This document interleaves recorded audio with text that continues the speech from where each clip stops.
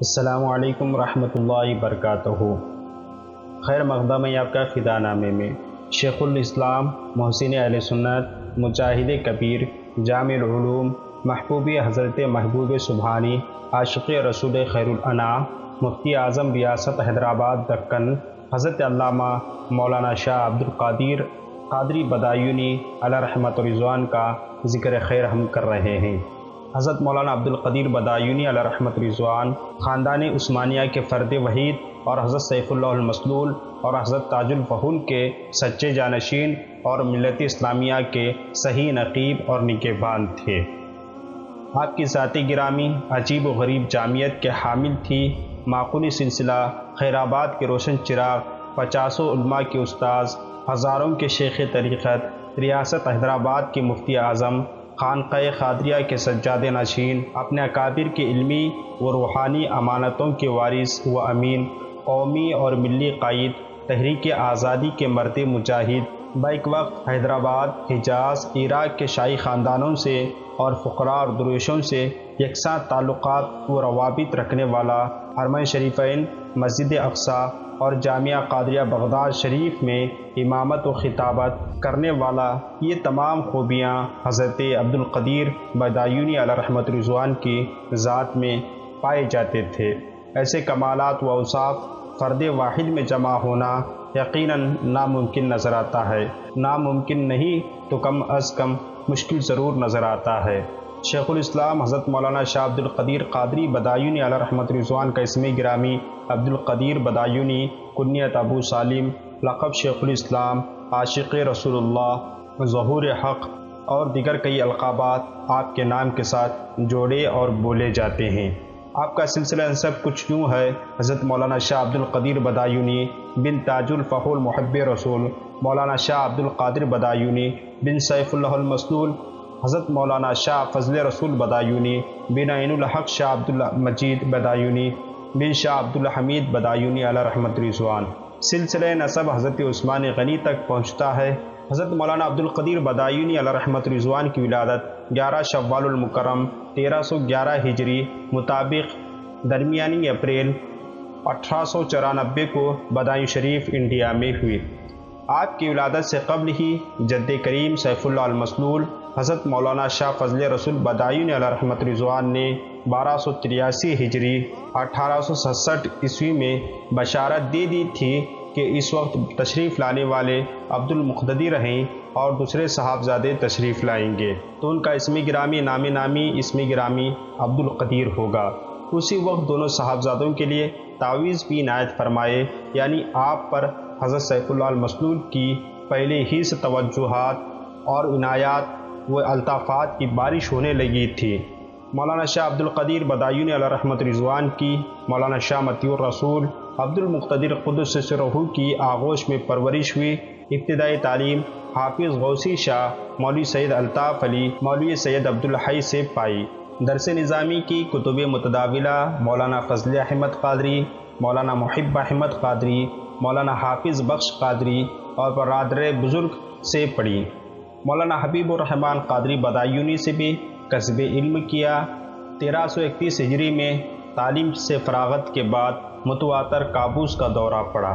علاج کے لیے حضرت علامہ حکیم سید برکات کنکی کے پاس پہنچے۔ 3 ماہ ان کی خدمت میں رہ کر علوم عقلیہ کی کتابوں کا درس لیا اور رامپور میں مولانا عبدالحق خیرآبادی کے شاگرد رشید مولانا سید عبدالعزیز امبیٹھوی سے خدمہ کی کتابیں پڑھیں۔ درس و تدریس کی لیاقت ورثہ میں پائی تھی اور مدتوں مدرسہ عالیہ قادریہ میں طلباء کو پوری انہماک اور توجہ کے ساتھ تعلیم و تربیت فرماتے رہے۔ حضرت مولانا عبد القادر بدایونی علیہ رحمت رضوان کو سلسلہ عالیہ قادریہ میں اپنے بھائی جامع شریعت و طریقت حضرت مولانا شاہ عبد المقتدر بدایونی علیہ رحمت رضوان سے بیعت اور خلافت حاصل تھی۔ اسی طرح نقیب الاشراف خانقاہ قادریہ بغدادی محلہ کے مسند نشین حضرت شیخ حسام الدین کی طرف سے بھی آپ کو خلافت اور اجازت حاصل تھی۔ جہاں عبد القادر بدایونی علیہ رحمت رضوان علم و عمل میں یکتا اور صاحب کشف و کرامت بزرگ تھے، وہیں ہندوستان کی آزادی میں جذبہ آزادی بیدار کرنے والے ایک عظیم قائد اور رہنما بھی تھے۔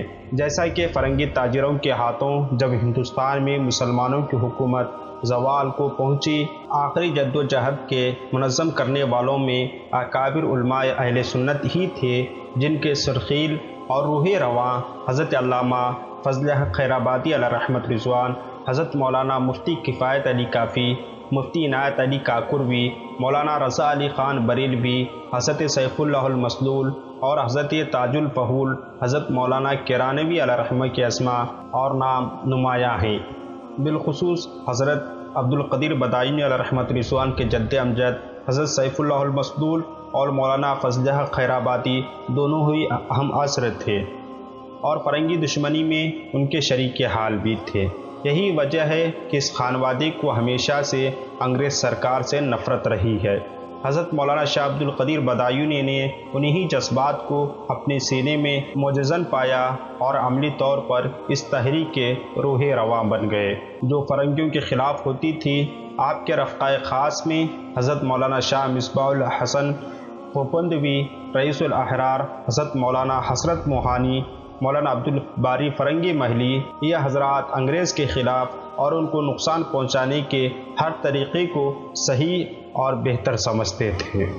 حضرت مولانا عبدالقدیر بدایونی عرب میں انگریز کی کارستانیاں اور بالخصوص حجاز مقدس میں سعودیوں کی قبضے اور ارض مقدس فلسطین میں یہودیوں کی آباد کاری پر کانفرنسیں منعقد کی اور ان علاقوں کے دورے کر کے مسلمانوں کو بیدار کیا۔ حضرت مولانا عبدالقدیر بدایونی حجاز مقدس میں سعودیوں اور ارض مقدس فلسطین میں یہودیوں کی حکومت کو 20ویں صدی کا انگریز کا سب سے بڑا فتنہ تصور کرتے تھے۔ یقیناً آج یہ سب سے بڑے فتنے ہیں۔ مولانا عبدالقدیر بدایونی کے عالمی امور پر، مسلمانوں کے معاملات پر گہری نظر ہوتی تھی۔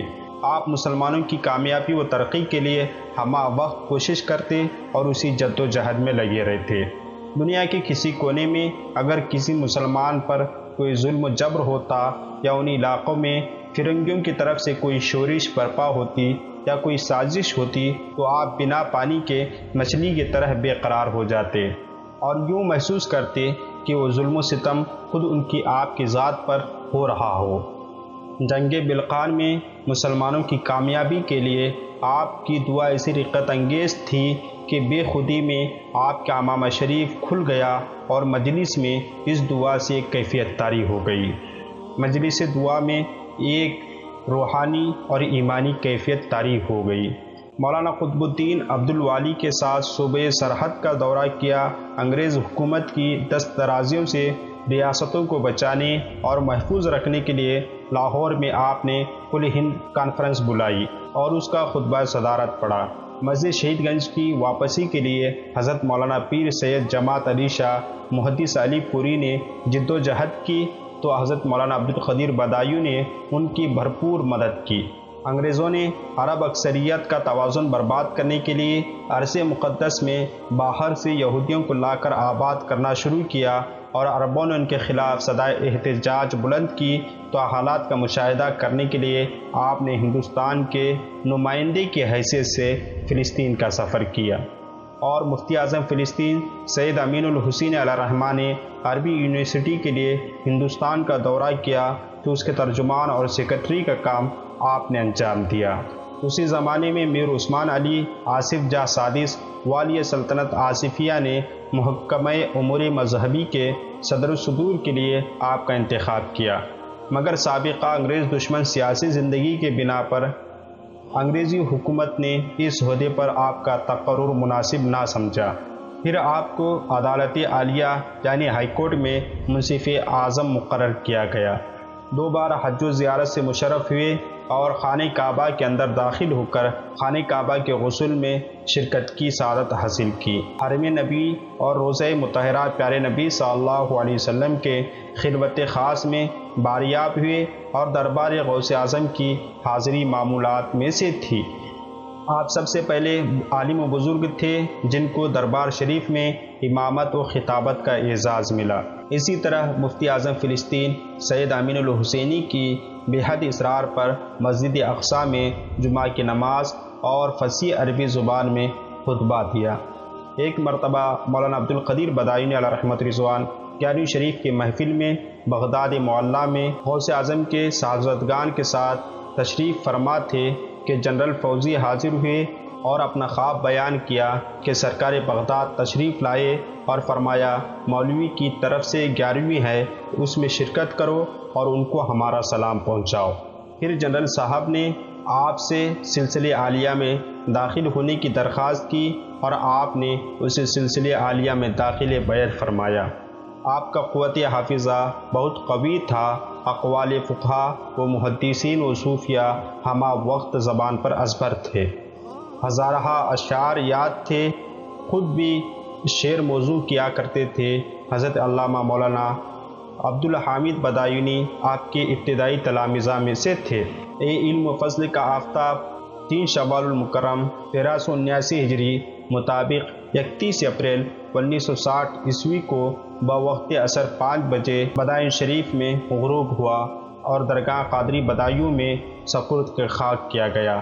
اللہ رب العزت کی بے شمار رحمتیں آپ پر نازل ہو اور آپ کے توسل سے ہماری گناہ معاف ہو۔